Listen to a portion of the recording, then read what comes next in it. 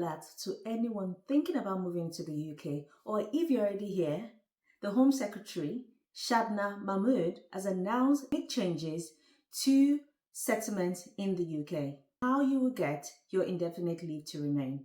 The wait could be as short as 3 years to a maximum amount of 30 years. Can you believe that? Which group do you fall in? I will tell you. But first, if you're an NHS worker or planning to move to the UK for healthcare work, you need to watch this whole video from start to finish. I will give you 5 simple steps checklist at the end of this video, which could save you years in terms of you getting your indefinite leave to remain. This 5-step checklist could save you years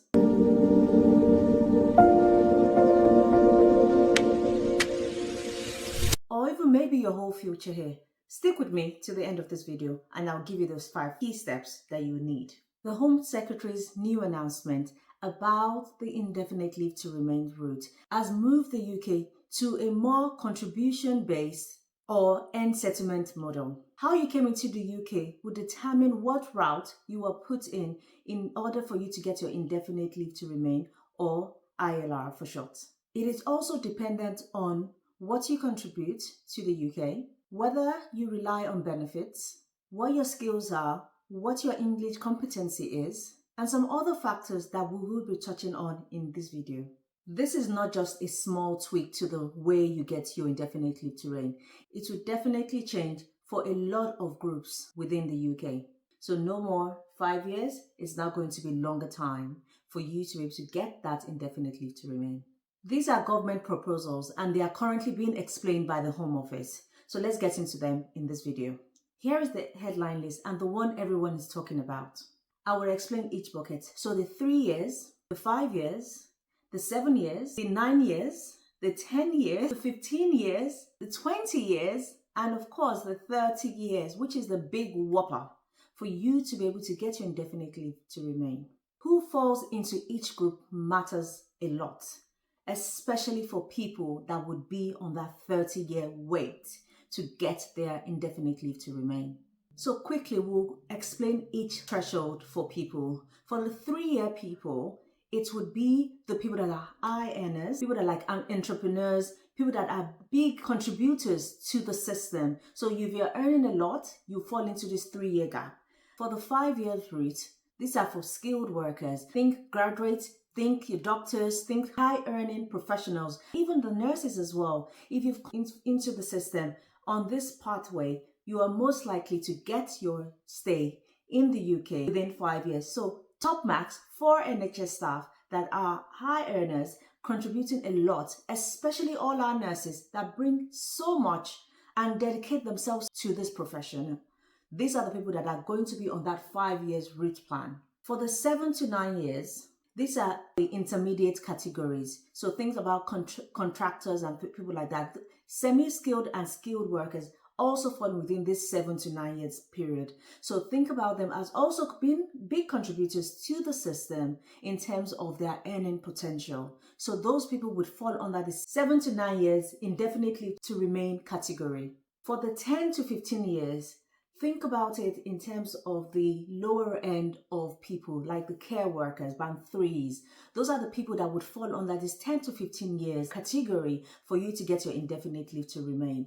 For the 20 to 30 years category, these are the people that solely rely on benefits. They are the ones that came into the country on various means, like the refugees, like people seeking asylum. Those are the people that would remain on the 20 to 30 years category for you to get your indefinite leave to remain. So if you're claiming benefits and you're solely relying on benefits, you fall under this 20 to 30 years threshold category to get your indefinite leave to remain in the UK. So which category do you fall into? Stay to the end and I'll give you a way that you can change your category. Want to know? Stick around and let's get into them. A quick important point. These are government proposals being rolled out publicly, so there is no hiding behind any curtain for the government with these proposals. These proposals are aimed at reducing net migration and rewarding people that are contributing more into the society. There would be a consultation period for these proposals, but doesn't mean that nothing is going to change. things are definitely going to change. Based on how things are at the moment and the way the proposals has been written, it is looking more likely that this is the way things would be in the UK. So all these proposals are putting a lot of employers and HR professionals on the edge. But we are keeping track of all these changes and ensuring that we are compliant according to the law, so we are not caught out and being fined by the government. Okay, NHS staff, this section is now for you. So what does this really mean for you? And I'm sure all of you are quite anxious with all these changes and all this news that have been going around since the summer regarding immigration and the changes to the immigration rules in the UK. What does this actually mean for NHS staff? So for NHS staff, if you're a doctor, skilled worker, a nurse, what this means really for you is you would most likely remain on the 5-year pathway for your settlement into the UK. But your eligibility would definitely rest on your banding and your visa category. So like the skilled worker visa, it would be dependent on that, staying within that band, within that threshold, moving up, and also not claiming benefits. As long as you're not claiming benefits, while you're on this pathway or on this visa, you are good to go to remain on that 5-year path.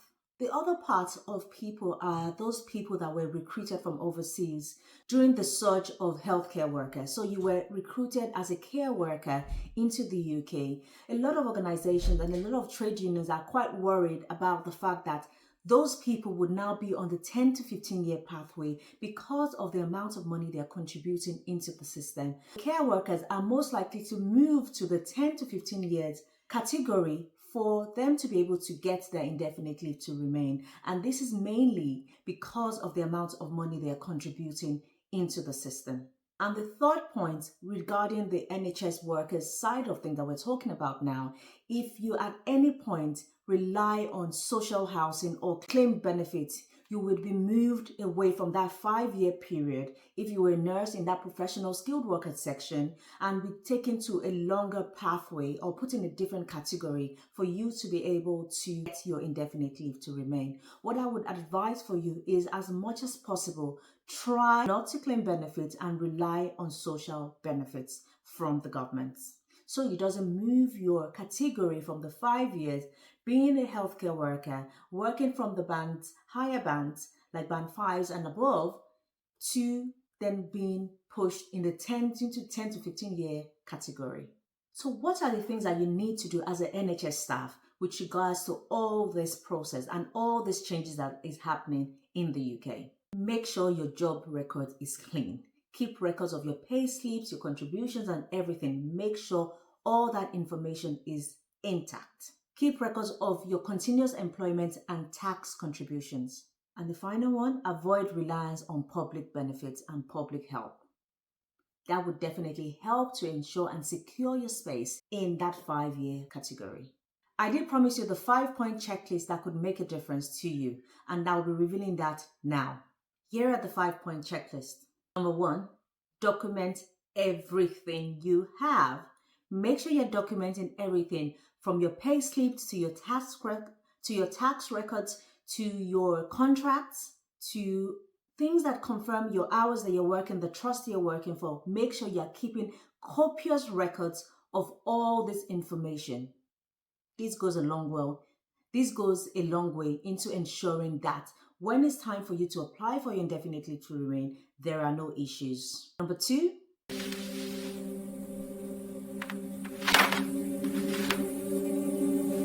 increase demonstrable contribution. That means volunteering. The UK is now hot on volunteering. So anything that brings more, anything that shows that you're contributing to the betterment of the society definitely counts towards you getting that indefinite leave in 5 years.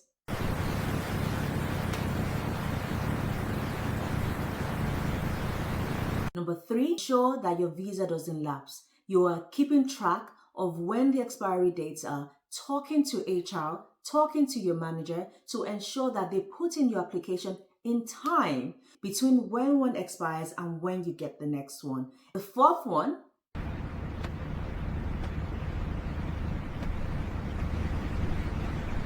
Avoid any reliance on any benefits. Don't do it. Try to live within your means and do not do anything that would make you rely on benefits. This would affect what category you are placed in.